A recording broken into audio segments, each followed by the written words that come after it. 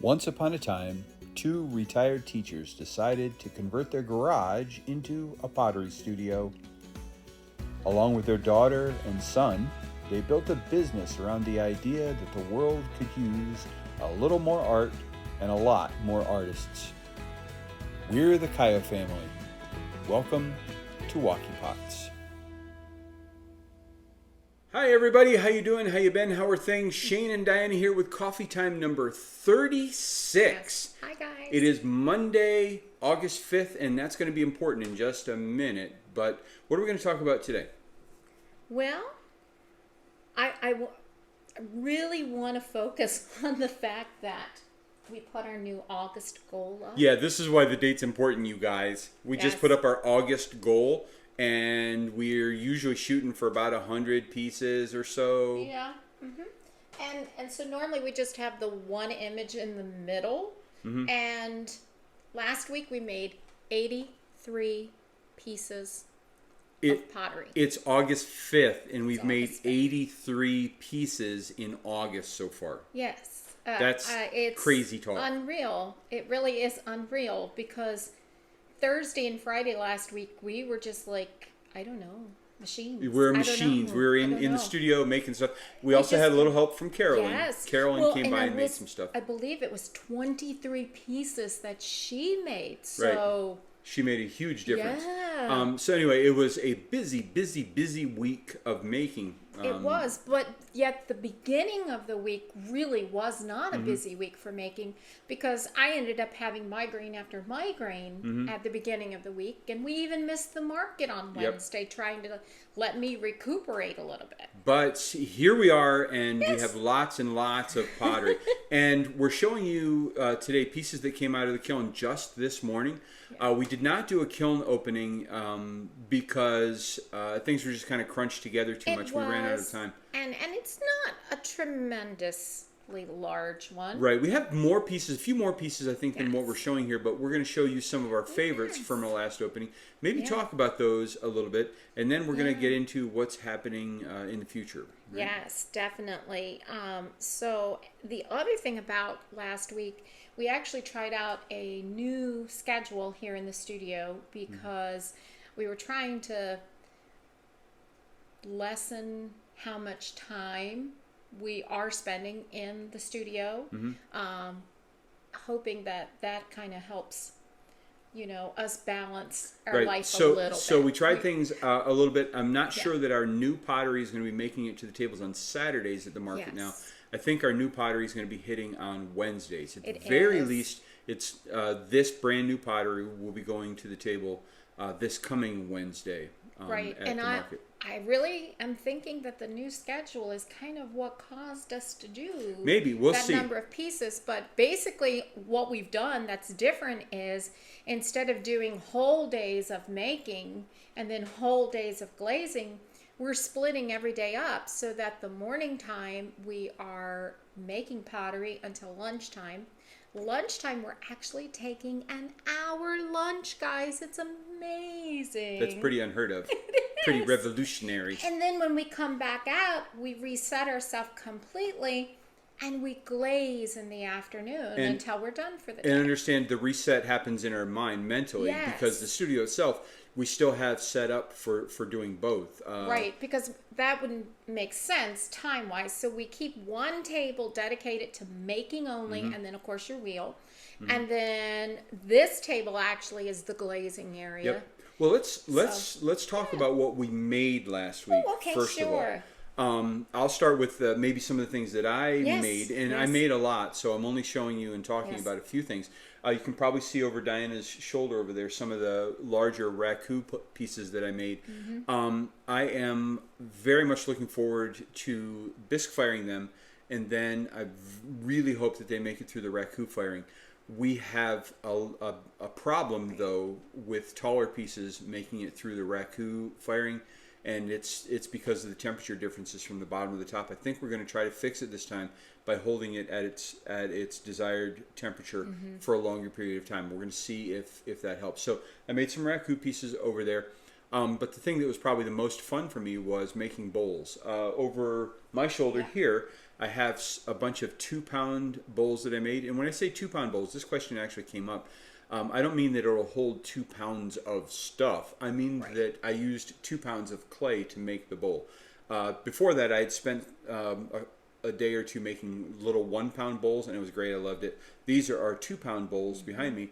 And then for my very last bowl for the day, when I was done making the bowls, I put 5 pounds of clay on the wheel, and this was the bowl that I made with 5 pounds of clay. And it is probably the best bowl that I've made so far. I love it. I will make a few more 5-pound bowls, and then I'll work up to 8-pound or 10-pound bowls. My eventual goal is to make bowls that are sized large enough to make bread in, bread bowls. Yeah. So probably 8 or 10 pounds will be the required amount of clay for that. But let's talk about some of the things you did now. Oh, well, it's not that these are grand things by any means, but I've been saying for some time that I was going to make some luminaries. And so basically I was making little cylinders that are going to hold a small candle so that the light flickers through a little image that I have carved out or cut out. I'm not happy with either one of them, and neither one of them is going to make it even to the bisque. Now, from a distance, no one would ever know, but they wouldn't make it. The first time I tried, but it was a learning experience though, because the first time I tried, I had rolled my slab out, I cut the image out, and then I built my cylinder. That was a no. That didn't work. Right, there was too much of a difference in the moisture levels as you bent it around. Yes, and it so ended that up didn't work. cracking. So then I tried again, and this time I waited for it to be leather hard, and then I took an X-Acto knife and I cut the image out of a dragonfly. Wonderful, thought it was going to be great. It dried too fast, and probably can't see it, but this part is sticking out. I'll show pictures. And this part is going in, so it warped. So that's a no.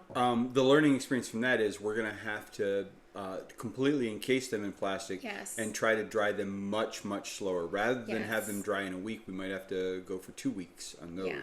And then with this one, the lesson learned was the leaves are too close to the stem. And so just about, I think there's only 2 leaves that didn't do it. Every one of them actually has a crack from the base of the leaf that goes all the way to the stem. So it was just too close. There wasn't enough clay in between. Yep, I've said it before, and I will continue to say it. Every single thing you experience is either a success or a lesson. And these were lessons. Yes. And now, we had other lessons too, but these are a couple. Yes, we've had some mugs not make it this week.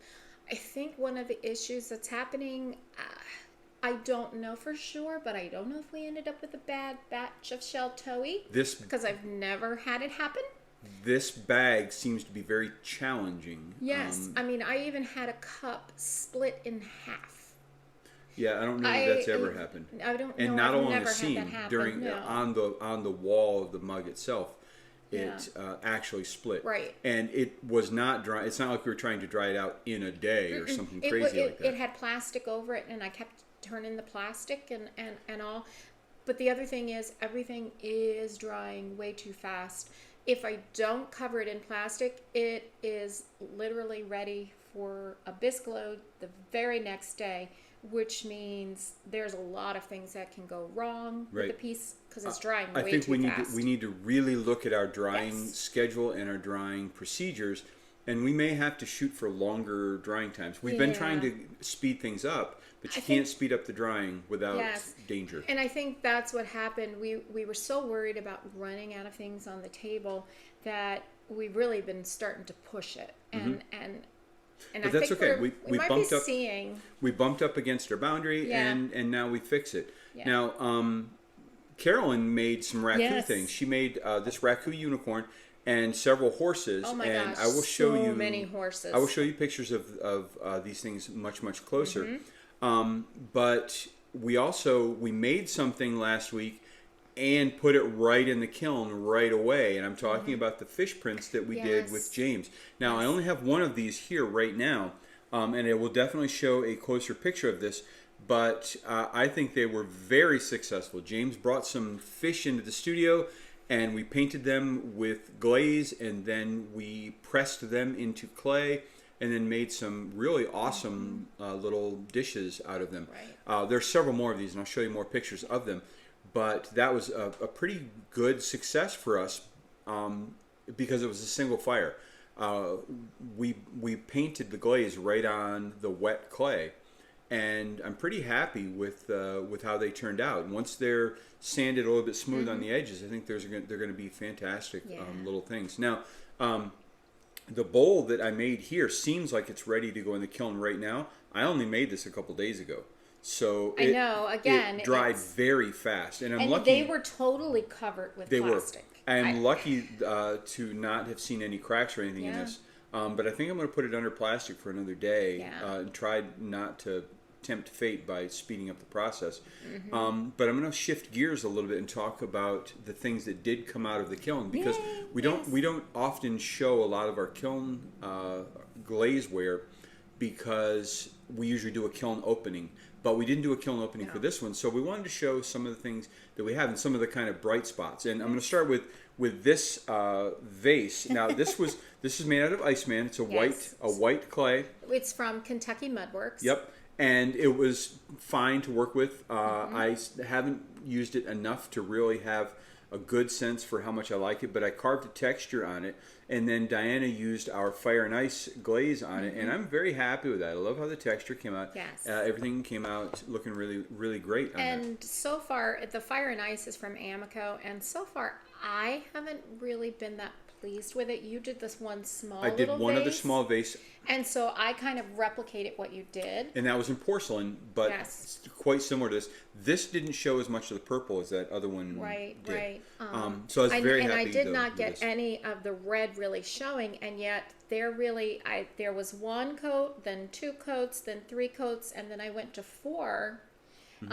But you do have the variegation in it, so and one thing that's kind of important is in this particular last kiln load we had a fair amount of running, and I'll show you this. I love these little lucky drips like this. This one stopped before it got to the bottom. Not all of our drips did, and in fact I'll show you one right now that is an absolutely stunningly beautiful, gorgeous blue bowl.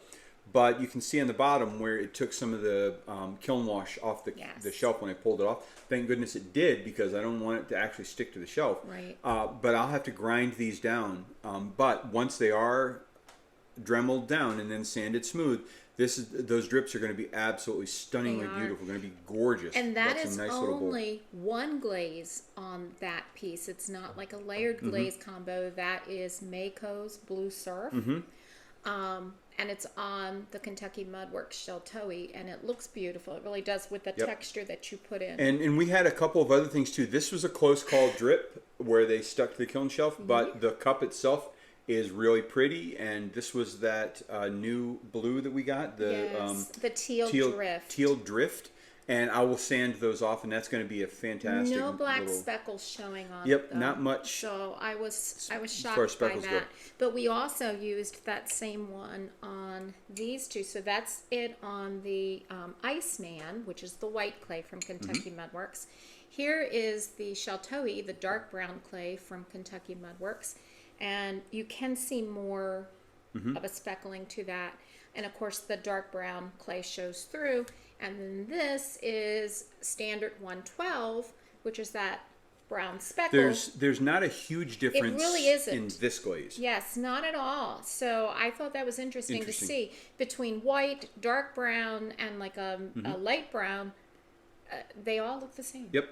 All right. So a couple other things we want to talk about. This little cup here, another nice little cup. This was done with standard 112 speckled clay. And I love kind of the country vibe that's going on here. It's hard to see in the camera, probably for sure, but the inside is really, really pretty. And what I did for this one, this is Amico Celadon Marigold. And then at the top, I had oatmeal, also Amico, And then another Amico glaze that I used on the inside and on the rim was that ancient jasper, and it really, looks nice. That's a nice cup. I like that. Now there's one other thing I want to talk about on my side over here before we switch over to yours. Wait till you see this, guys. So this is my watermelon bowl, and I'm responsible 100% for this guy. It's was done on the Iceman clay, and this is just Mako's Stroke and Coat. Yeah. And it's speckled yellow and green, whichever the colors are, I can't remember. And on the inside, I was really trying to make it look like a watermelon that you had scooped out to eat. And I think the scoopy texture that I put in there came out really well. I love it. This is probably my favorite thing out of the Kiln load this time. It actually looks like a watermelon. And someone's going to snap that up. Someone's going to snap that up. It's very bright and cheery. So and cute. I love it. Now, you've got a couple things to talk about. Oh, I do, don't I? Okay. Yeah. Yes, I do. Well, I have this serving bowl that I hand built, and I really love this look. Mm-hmm. I've done this on a couple of other bowls. It looks like a turtle shell. And yes, and every time I do this combo, it's gone before it's there even one day. Mm-hmm. What this is root beer from Mako. And then I've been using that Spectrum running hot chowder, and I just go in and make random marks, and then I even, guys, take my fan brush and fling the running hot chowder at it. I love how they flowed together. And it is beautiful. It's just something that you just can't, you can't control how it does, so just go with it. I love how organic the glaze is, and I love the organic shape of the bowl itself. It's very light, very usable. This would be nice sound. Yes. That's a great sound. It's the It's the Shelter Brown.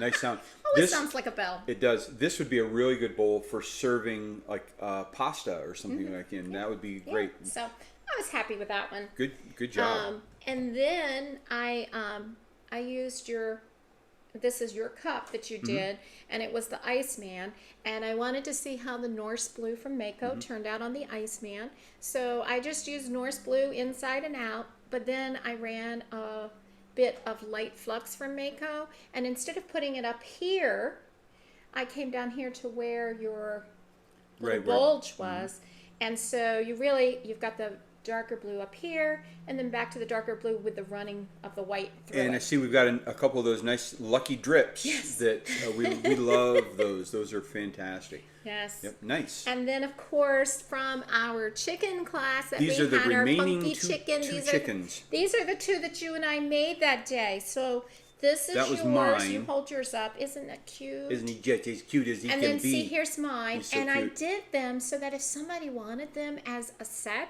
look how cute, guys. I just reversed the colors. So I love them. It's Amico's Deep Sienna Speckle and the Norse Blue. The Mako Norse nice. Blue. And then, of course, the red was Snapdragon, a Celadon from Amico. And then the orange is actually Mako's Stroke and Coat. Yep, the orange Stroke and Coat. Yeah, so I am so tickled with them. I love them. Very nice. They turned out quite well. They are adorable. Yep, very nice. And so I've been very pleased. I pulled out a mug that I had made some time ago.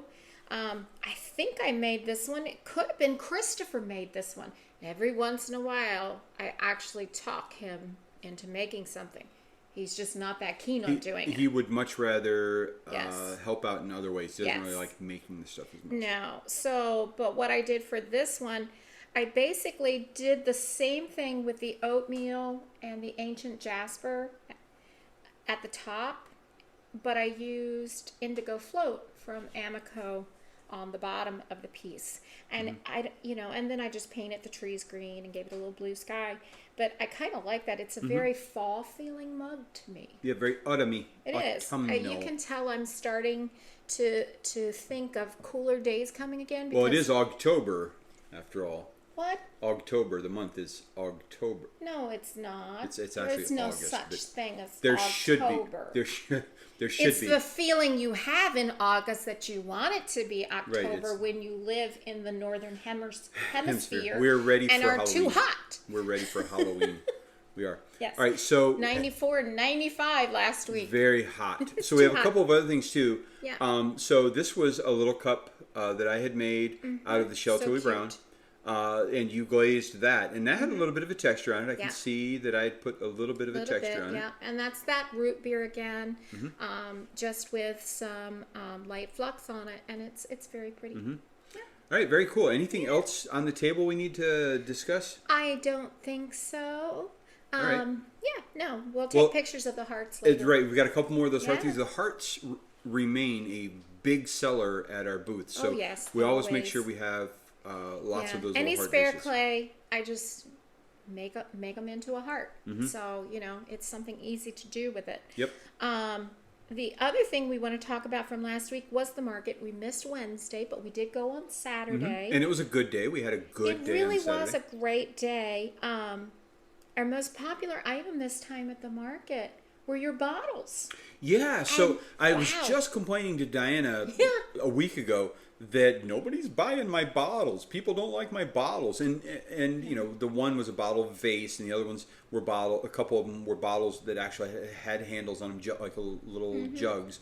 And I was just complaining to Diana that nobody seemed to like them, and maybe I shouldn't make those very much more. And then we sold like 3 of them all in one go to 3 different people. And so now I guess I'm going to be making some more of those just to keep them in stock.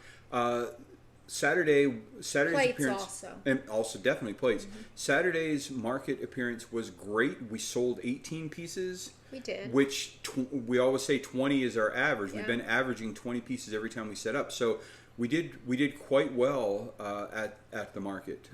It wasn't our highest selling day, but it wasn't even close to our lowest either. No, So it was a good day. And any time that we can get out and meet some folks that are as friendly as they are and love to talk, it's a good day. Yep, and the breeze was blowing, and even though it was hot, it was a nice day. And what made it even more special was, remember the motorcycle pulled up? Oh, right. So we heard this motorcycle at the intersection, brum, brum, brum, brum, brum, brum, brum, and instantly my ears are right because I love motorcycles. That's my other passion is motorcycling. Well, this motorcycle pulls up into the market, parks beside a tent. You're not allowed to do that, but I didn't say anything because, hey, it's a motorcycle. It doesn't take up much space. They parked beside a tent, put the kickstand down, take the helmet off, and this girl with a long ponytail and shaved sides of her head hangs her helmet on the handlebars and makes a beeline right for our booth, and then immediately asked Diana her name. You want to take the story from here? Sure. So I tell her, oh, my name is Diana Cayo. And then she looks right at me and she tells me her name. I'm Robin.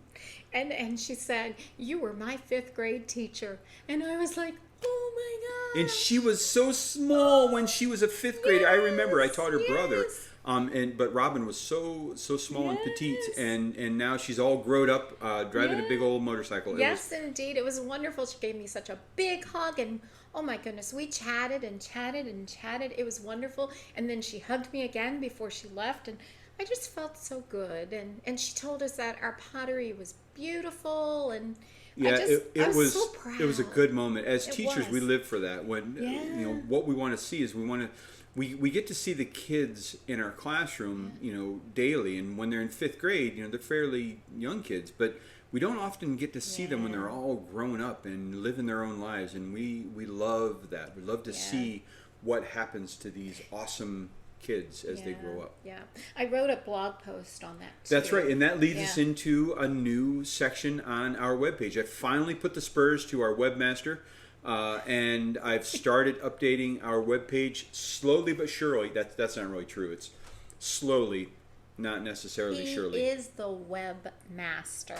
Yeah, it's let's just say it's not a job that I am highly qualified for, but it's not that difficult. It's not as fun as making pottery. It's not as fun as making pottery. It does not necessarily mean I can't do it. It's just it's more of a slog. So we have a few blog posts up now. So it's kind of fun, and it's a way that we can put down our thoughts and memories that we want to hold on to, because I want to remember when she came up to the That's table. right. I want to be able to look back years from now and be able to reread that and get that same feeling again Right. that I had that day. So it was a good. great It day was. at the market. Yes. That was one of the reasons. And our webpage, if you're patient and have a fairly high tolerance for bad web pages, you can check us out. We are not yet ready to sell things online. We will this fall and winter have an online store where we'll be selling the stuff that we won't be selling at the markets because the markets will be over for the season. Yes. Yep. So that'll be fun, and that's a new project for us. So it keeps us young, guys. Yep. That's right. There's Yes. always something Alrighty. to do. Well, let's get ready to move on because we're ready to do our map update. Yay! So we're very So excited. fun. We have 408 subscribers on our Yes. YouTube channel as of right now. It's noon, actually. So we will probably get a few more. Our next milestone is probably 1,000, the one that we're actually looking forward to. But 408 subscribers now, and we have a couple of new locations. Diane, you want to take it from here? Yes, I sure will. Well, this morning Christopher helped me put the pins in the map, and so we got to look up where everybody was and do this. So the first pin we put in today was for Anais, who's in Fenelon Falls, Kawartha Lakes, Canada. Yay. So, and the really cool thing, she had put a comment on also that she was getting her very first kiln and it was being connected last Friday. Oh, so, boy. Anais, I hope everything went well and that your kiln is ready to go. Yeah, let us know in the comments, Anais, if you're watching. I'd Yes. love to see how your setup is. I'd love to see it. Yes. And then we have some other new fellow patters joining us. Nola in Knoxville, Tennessee. She and her husband just bought a new pottery studio, and they are starting this whole journey. So, Nice. So Yeah. lots of luck to you guys. Nola in Tennessee. Yes. Nice. And then we also, from Tennessee, we have Vaughn watching from East Tennessee also. Hello, Vaughn. So, yeah. And then I am so super happy, guys, because we now have someone watching in South America. South America. Who is it? Yes, it is Hunter from Argentina. All right, so awesome. Hunter from Argentina is now a subscriber, and Yes. what that means is we have subscribers on 6 of the 7 continents. Yes, all but Antarctica. Now listen, if you're watching from Antarctica, I'm not saying you have to subscribe, but man, it would sure make our day if you are in Antarctica and Yes. you let us know that you're there. If That would be anybody great. knows anybody who's working down there, just Yep. But of course, we're absolutely tickled to death with everybody. Yes, we are. I was so But- happy to put that one in this morning. But now we're only one continent Yes. shy of worldwide, guys. Yes. And then we have Cape Blue Ceramics over in Manchester, United Kingdom. Oh, great. Who has tuned in to us. All right, so and that loves our porcelain program. that I keep struggling with is from England. Yes. And I think maybe it's because I don't use the right words with it on the wheel. I need to use more British terms and stuff. Maybe that's what I bet it. I know what it is. I measured it out in pounds. You are so funny. Anyway, I need to change things up a little bit with it, but Yes. but the porcelain is from England. Where else? Okay. Alrighty then. So now we're going to move on over to Australia. Mm-hmm. And we have Marsha in Northampton, Western Australia. Nice. And also in Australia, we have Val from Greta Hunter Valley, New South Wales, Australia. And the wonderful thing that Val told us about from our Funky Chicken class, she had made a pair of chickens and she was going to be finishing awesome. them that next day. So Well, I hope they turned out well. Me too. Please do send us pictures of it. I would love to see those. I would love to see them. Yep. Yes. So what a great map update that Yep. was. Good. So much joy. We're worldwide now. Yes. Oh my it's gosh. so exciting. So Very exciting. cool. All right, what else? Alrighty, well, we need to talk about this coming week because the market is now half over. Oh boy, if the market season was a pizza of 8 slices, we've eaten 4 slices, you guys. Yes, so- half done. Yes, half done, half to go. Yep. Alrighty then. All right. So, and this coming week, we're going to be doing a raku firing, hopefully after all these other raku pieces get Right. bisqued, if they're ready. I have 4 bisqued raku pieces Yes. right now, small. I don't want to fire the kiln for just 4 pieces. So we're going to have to do a bisque fire for our other raku pieces and see if we can get everything in one or two loads in one day. That's what we have to do. Yes. I also, I shouldn't mention this, but I have to repair our thermocouple on our pyrometer because I yanked the cord out of the thermocouple when I was packing things away. Rather than pulling the connector out of the body of the pyrometer, I grabbed the cord and pulled the cord right out of the connector that connects to the pyrometer. Now I got to take a screwdriver, take it all apart, and put it together. So that's me. Yep, that's okay, honey. It'll only take a few minutes to do. Yes, it's okay. Yep. It's all right. And then, of course, we're going to be trying to get a bisque load in instead of a glaze load on Tuesday evenings now. So hopefully there will be quite a bit of stuff going in for that. And then we're going to be making and glazing, splitting our days like we started doing last week. Now, what did you tell me you were going to be making? A few more of these 5-pound bowls. Okay.